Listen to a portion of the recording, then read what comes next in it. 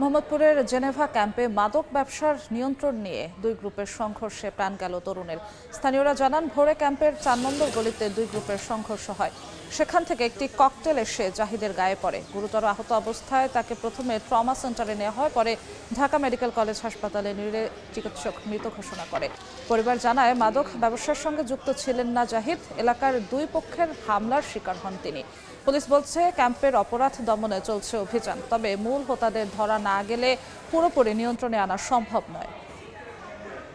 এই মুহূর্তে মোহাম্মদপুর জেনেভা ক্যাম্পে আছেন সহকর্মী তানভীর হাসান মেঘ। চলে যাচ্ছি তার কাছে। মেঘ,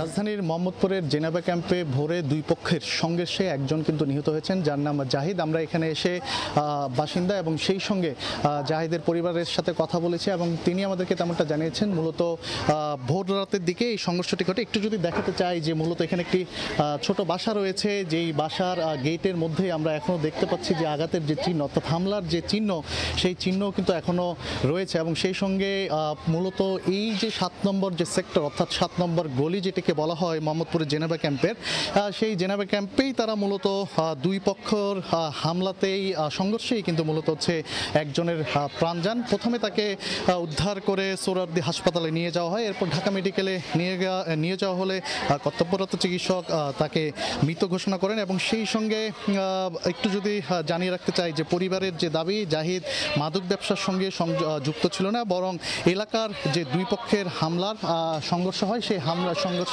হামলার শিকার তিনি বলে দাবি করছেন। এবং একটু যদি আপনাদেরকে ক্যামেরার ফ্রেমে যদি দেখাতে চাই, আমরা দেখতে পাচ্ছি যে এই যে দুইতলা যে ভবনটি রয়েছে, অর্থাৎ এই ভবনের দেখছি যে ককটেলের যে ছাপ, সেই ককটেলের ছাপও কিন্তু আমরা লক্ষ্য করতে পারছি। এবং সেই সঙ্গে যদি এই ৭ নম্বর সেক্টরের যে গলিটি রয়েছে, সেই গলিতে একটু যদি আপনাদেরকে দেখাতে চাই যে মূলত এই গলি থেকেই এর সামনে যে ৪ নম্বর সেক্টর রয়েছে, ৭ নম্বরের ঠিক সোজা যদি আমরা চলে যাই, সোজাই যে ৪ নম্বর সেক্টর রয়েছে, সেখান থেকে মূলত জাহিদ হচ্ছে সংঘর্ষের যে শব্দ, সেই শব্দ শুনে তিনি ভোরে বের হন।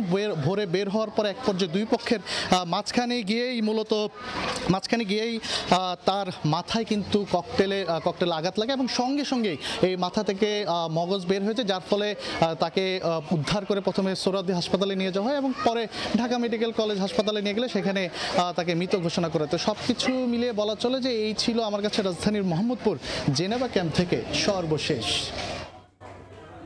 সহকর্মী তানভীর হাসান মেঘ যুক্ত হয়েছিলেন রাজধানী মোহাম্মদপুরের জেনেভা ক্যাম্প থেকে।